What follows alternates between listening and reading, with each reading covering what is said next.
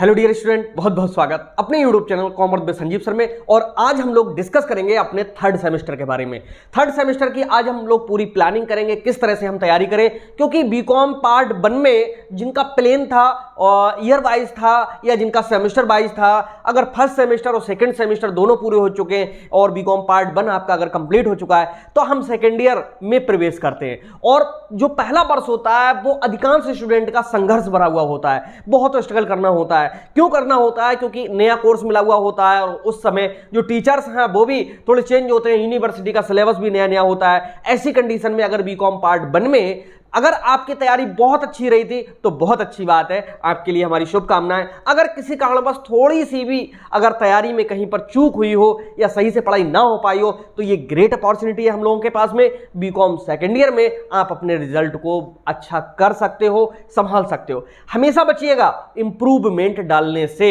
Improvement डालने से क्या होता है कि अगले वर्ष का जो रिजल्ट है वो भी प्रभावित होता है। क्यों प्रभावित होता है कि अगर किसी कारणवश पिछले वर्ष की पढ़ाई सही से नहीं हो पाई तो आप इंप्रूवमेंट डालते हो, आप उसमें फॉर्म डालते हो, अप्लाई करते हो, एग्जाम की तैयारी करते हो। और जो करंट ईयर चल रहा होता है, जैसे अगर मान लीजिएगा बीकॉम पार्ट 1 के किसी भी सब्जेक्ट्स में आपने अगर इंप्रूवमेंट डालना है तो सेकेंड ईयर की जो तैयारी है उसको बिल्कुल भी रोकना नहीं है, विधिवत चलते देना है। वरना जो हाल बीकॉम पार्ट 1 में हुआ है वहीं कहीं सेकेंड में ना हो जाए, इस चीज से हमेशा बचिएगा। ये बात कड़वी है लेकिन बहुत ज्यादा ध्यान देने योग्य है। तो किसी भी स्थिति में आपका बीकॉम पार्ट सेकेंड कमजोर नहीं रहना चाहिए। क्यों? वो वृक्ष कभी नहीं गिरते तूफानों में जिनकी जड़ मजबूत होती है, और वो छात्र कभी नहीं डरते इम्तिहानों में जिनकी पकड़ मजबूत होती है। आप अपने सब्जेक्ट को पकड़ में लाइएगा और इतनी अच्छी से आप कैचिंग बनाइएगा अपने सब्जेक्ट्स पर कि कहीं से भी अगर पेपर आए तो आपके लिए उस पेपर का मोस्टली जो पार्ट है वो आता हो। और इसके लिए मैं बताऊं, पूरे इंडिया में बहुत सारी यूनिवर्सिटीज हैं। अगर हम बात करते हैं यूनिवर्सिटीज की और सिलेबस की अगर हम बात करते हैं तो मैं आपको बताऊं सिलेबस में मात्र 90% सिलेबस एक जैसा ही होता है। अगर 90% सिलेबस एक जैसा ना हो तो हम अलग अलग स्टेट में रहे जो टीचर्स रह रहे हैं आप लोगों को कैसे पढ़ा पाएंगे। तो थोड़ा कॉमन सेंस लगाइएगा और ये टेंशन छोड़ दीजिएगा कि हमको करना क्या है। टेंशन इस बात की लीजिएगा कि हम प्लानिंग किस तरह से करें। जितनी अच्छी हम लोगों की प्लानिंग होगी उतनी ही अच्छी हमारी परसेंटेज होगी। तो आइए समझाते हैं कि अपनी प्लानिंग को अब किस तरह से हमें करना है। हम बात करते हैं अब थर्ड सेम की। हमने लिख दिया BCom second year third semester और स्पेशल प्लानिंग। हमें कौन सी स्पेशल प्लानिंग करनी है, क्या करना है, इसमें मेन सब्जेक्ट्स कौन कौन से हैं और हमारी प्लानिंग किस तरह से रहेगी। तो मेन सब्जेक्ट्स का मतलब है कि वो सब्जेक्ट जिनमें हम पूरे के पूरे मार्क्स ला सकते हैं।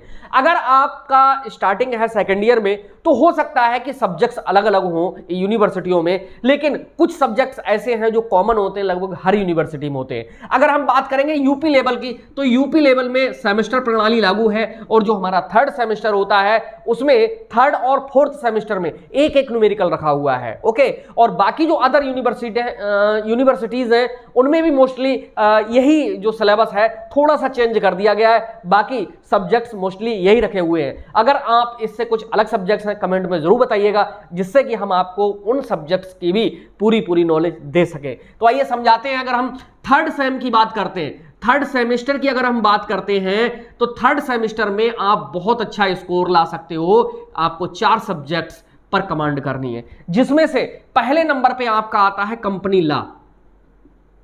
कंपनी लॉ, इसको हिंदी में कहते हैं कंपनी अधिनियम।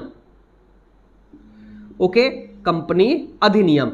इसमें क्या है, पूरी कंपनियों के बारे में पढ़ना होता है कि कंपनी व्यापार क्या होता है। कंपनी जो शब्द है वो अंग्रेजी का है, हिंदी में कंपनी का मतलब समूह से होता है, यानी ग्रुपिंग बिजनेस क्या होता है, कंपनी व्यापार क्या होता है, इसकी कैसे स्थापना होती है, कितने प्रकार की कंपनियां होती हैं, कंपनी में जो संचालक होते हैं उनके क्या कर्तव्य होते हैं, प्रोमोटर कौन होता है, प्रवर्तक जिसे कहते हैं, और इसमें कंपनी का समापन कैसे होता है। तो कंपनी की बनाने की विधि से लेकर के और समापन तक की जो प्रक्रिया है हम कंपनी लॉ में पढ़ते हैं। बहुत इंपॉर्टेंट है, मोस्ट इंपॉर्टेंट ये हमारा पेपर है। और इस पेपर में अगर आप टू द पॉइंट लिखते हो, अगर वास्तव में सही से लिखते हो तो बहुत अच्छे मार्क्स आएंगे। ओके, जैसे बिजनेस कम्युनिकेशन में बहुत अच्छे मार्क्स मिलते हैं, स्टैटिस्टिक्स में बहुत अच्छे मार्क्स मिलते हैं, फाइनेंशियल अकाउंटिंग में बहुत अच्छे मार्क्स मिलते हैं और बिजनेस इकोनॉमिक्स में बहुत अच्छे मार्किंग मिलते हैं। पता क्यों मिलते हैं? क्योंकि ये वो सब्जेक्ट्स हैं जो थोड़े से इनमें टेक्निकल पॉइंट्स भी आते हैं। जैसे कम्युनिकेशन में मॉडल्स अगर आप बना करके आए हो पूरे के पूरे नंबर मिलेंगे। मिलेंगे। स्टैटिस्टिक्स की अगर थ्योरी भी लिख के आए या न्यूमेरिकल करके आए उसमें पूरे के पूरे नंबर मिलेंगे।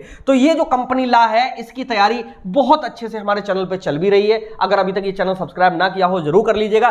सेकंड नंबर पे आपका आता है कॉस्ट अकाउंटिंग, जिसको हम कहते हैं लागत लेखांकन। पूरे इंडिया में कॉस्ट अकाउंटिंग का जो सिलेबस है वो 95% एक जैसा है और लागत लेखांकन न्यूमेरिकल का सब्जेक्ट है ये। ओके, और इसकी तैयारी आप इस तरह से करिएगा कि आपकी जो नंबरिंग है वो 85 से लेकर के 95 तक जाए, तो आप अच्छे से कवर कर पाओगे। और कॉस्ट अकाउंटिंग की जो तैयारी है उसमें न्यूमेरिकल्स के लिए भी कुछ चैप्टर्स हैं, और वो चैप्टर कौन से हैं, बच नहीं सकता। प्रोसेस अकाउंट जरूर आता है, और इसमें यूनिट और output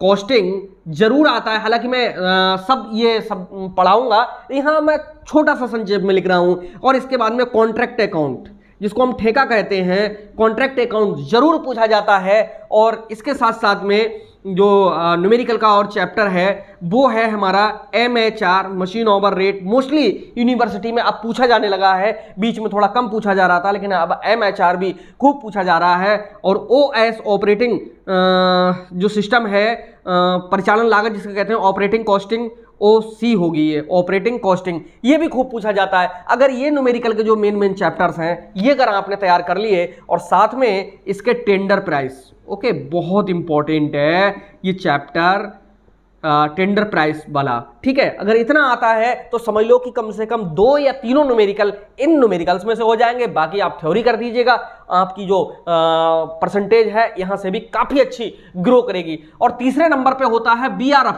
business regulatory and framework.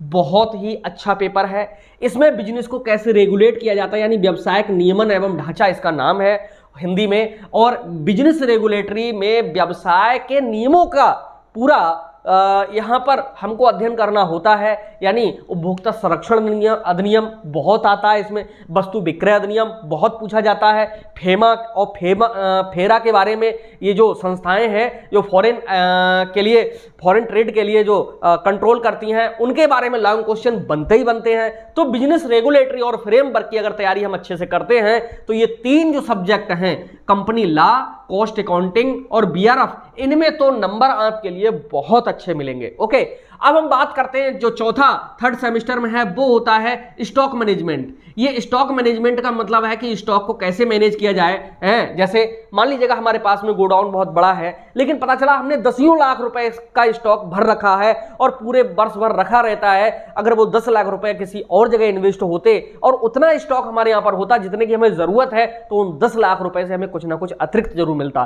तो यही मैनेजमेंट करना है कि स्टॉक हमारे पास कम भी ना पड़े और फालतू भी ना रखा रहे। इसी को अच्छे से मैनेज करना, ये हमारा स्टॉक मैनेजमेंट कहलाता है। यानी किसको कैसे पूर्ति देना है, किसको कितनी सप्लाई देना है, और स्टॉक को किस तरह से हमें कौन से रूलिंग से उसके लिए इशू करना है, ओके, ये कौन सा मेथड अपनाना है, ये सारी चीजें इस सब्जेक्ट में पढ़ते हैं। तो ये जो स्टॉक मैनेजमेंट है इसमें भी आपके लिए मार्किंग ठीक ठाक मिल जाती है, लेकिन 1, 2, 3 ये जो सब्जेक्ट हैं इनमें मार्किंग बहुत अच्छी मिलती है। ओके, और इनकी जो तैयारी है बहुत अच्छे से हमारे चैनल पे हो भी रही है, जो बहुत लोगों ने तो हमको फॉलो भी करना शुरू कर दिया है। बाकी अगर किसी की और इच्छा हो तो हम यहाँ नंबर दे देते हैं अपने ऑफिस का 9719811101, जहां आपको एक व्यवस्थित ढंग से पढ़ाई मिलेगी और पूरी अच्छे से आपको तैयारी कराने का पूरा एक सिस्टम मिलेगा। क्योंकि YouTube पे आप कितनी भी जगह घूम लीजिएगा, लेकिन अपने टू द पॉइंट तैयारी करने के लिए एक सही से प्रॉपर जगह बनानी ही पड़ेगी। अब हम बात करते हैं, चलिए ये तो हमारा थर्ड सेमेस्टर हुआ, अब बीकॉम सेकेंड ईयर में फोर्थ सेमेस्टर भी तो है। और जिन लोगों का प्लेन बीकॉम चल रहा है, सेमेस्टर वाइज नहीं है, तो उनके लिए ये सब्जेक्ट कॉस्ट अकाउंटिंग है, कंपनी लॉ है, BRF है, ये तो पढ़ना ही है। और इसके साथ साथ में बात आती है अगले विषय की, जिसका नाम है इनकम टैक्स। ओके, और कुछ में कारपोरेट अकाउंटिंग भी है, कुछ यूनिवर्सिटीज में कारपोरेट अकाउंटिंग भी है यहाँ पर। तो मैं आपको बताऊं, अगर यूपी लेवल की अगर हम बात करेंगे तो फोर्थ सेम में सबसे ज्यादा इंपॉर्टेंट और अच्छा सब्जेक्ट है वो है इनकम टैक्स, जिसकी आपको कोचिंग कहीं ना कहीं पढ़नी ही चाहिए। मैं ये नहीं कह रहा अभी पढ़िएगा, कहीं पर भी पढ़नी चाहिए, लेकिन इनकम टैक्स को सही से समझना होगा, क्योंकि हर वर्ष इसमें कुछ ना कुछ नई चीजें आकर के जुड़ जाती हैं, जो अमेंडमेंट होते हैं, जो बदलाव होते हैं वो हर वर्ष। और ये इनकम टैक्स की जो बुक है वो आती भी 550 या 500 रुपए के आसपास में है, तो एक जो बुक है कॉस्टली है। और यहाँ पर अगर हम बात करेंगे कॉस्ट अकाउंटिंग की, तो ये इतनी बुक्स महंगी नहीं है, ये लगभग में 400 के आसपास में कॉस्ट अकाउंटिंग की बुक मिल जाती है। कुछ राइटर ने तो 350 रुपए में लिख दी है। कंपनी लॉ की अगर बात करेंगे बीआरएफ, तो बच्चे नोट्स ले लेते हैं। नोट्स से अच्छे है कि आपको किसी टीचर के पीडीएफ नोट्स मिल जाए। उसमें क्या होगा, टीचर की लैंग्वेज होगी और उसके द्वारा जो बनाई हुई हेडिंग्स होंगी बहुत अच्छी होंगी और उसकी लैंग्वेज सबसे सरल होगी। ये सबसे अच्छी विशेषता होती है, ठीक है। और अगर नोट्स चाहेंगे तो नोट्स भी बहुत अच्छे मार्केट में उपलब्ध भी हैं।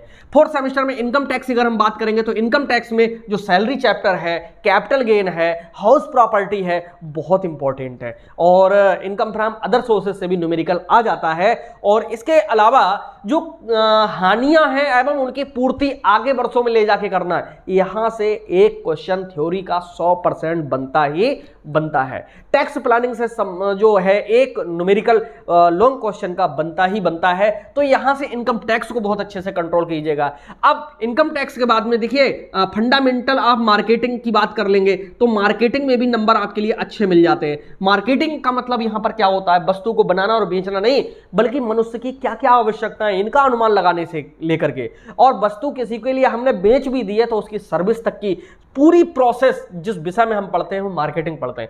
मार्केटिंग में हम पढ़ते हैं, पहले मार्केटिंग में ये सोचते थे कि जैसे ये पेन बना हुआ है, बस पेन को कैसे बेचना है किसी कस्टमर के लिए, बस यही पढ़ना है। जी नहीं, मनुष्य की आवश्यकताएं कैसी हैं, यानी किसी व्यक्ति को पेन चाहिए तो उसे कैसी कैसी आवश्यकता होगी है, या किन किन वस्तुओं की आवश्यकता होगी, ये सारी चीजें हम मार्केटिंग में पढ़ते हैं। अब जब मार्केटिंग की हम बात करते हैं तो इसी सेमेस्टर में एक और विषय आ जाता है जिसका नाम है डिजिटल मार्केटिंग। ये डिजिटल मार्केटिंग क्या होती है, जो आपको ऑनलाइन मिल रही है या जो डिजिटल माध्यम से हम कर रहे हैं मार्केटिंग, खरीदारी कर रहे हैं, ऑनलाइन पूरा बिजनेस इस पर टिका हुआ है। और इसके बाद में आपको उद्यमिता के मूल आधार एंटरप्रेन्योरशिप इसी में पढ़ना होता है।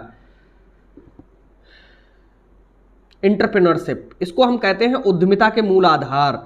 उद्यमिता के मूल आधार, ये क्या होता है उद्यमिता? उद्यमिता का मतलब होता है उद्यम से। उद्यम का मतलब होता है जो उद्योग धंधे होते हैं उनसे, यानी फैक्ट्रियों को किस तरह से स्थापित करना चाहिए, कैसे ट्रेनिंग देनी चाहिए, और स्थापित करना है तो उसके लिए डरना नहीं है, हिम्मत की ज़रूरत होती है, साहस की ज़रूरत होती है। ये सारी चीज़ें किस तरह से आपके अंदर साहस भरा जाए, ये सारी चीज़ें इस वाले पेपर में पढ़नी होती हैं। तो एक तो इनकम टैक्स में परसेंटेज बहुत अच्छी आती है, दूसरा एंटरप्रेन्योरशिप में नेतृत्व भी इसी में है, मोटिवेशन भी इसी में है, प्रेरणा जिसे कहते हैं, वो सारी चीज़ें हमें इसमें पढ़नी होती हैं, ठीक है। तो उद्यमिता के मूल आधार जो हमारा सब्जेक्ट है बहुत अच्छा सब्जेक्ट है। अब मार्केटिंग में भी यहां पर ठीक ठाक नंबर मिल जाते हैं। तो यहां से ये हमारे ऐसे सब्जेक्ट हैं जिनकी हमको सबसे पहले तैयारी अच्छे से करनी है, यहां इनकम टैक्स में और इधर कॉस्ट अकाउंटिंग और कंपनी लॉ में। और हम बात करते हैं और की, तो यहां पर टूरिज्म एंड ट्रैवलिंग मैनेजमेंट होता है।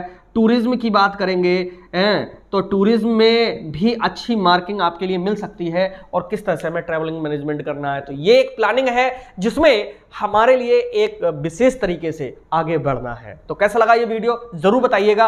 और यहाँ पर हमने वो सारे सब्जेक्ट्स आपके लिए बताए जिनके बेस पे हम अपनी परसेंटेज को सुधार सकते हैं। तो मिलते हैं नेक्स्ट वीडियो में, तब तक के लिए बाय बाय।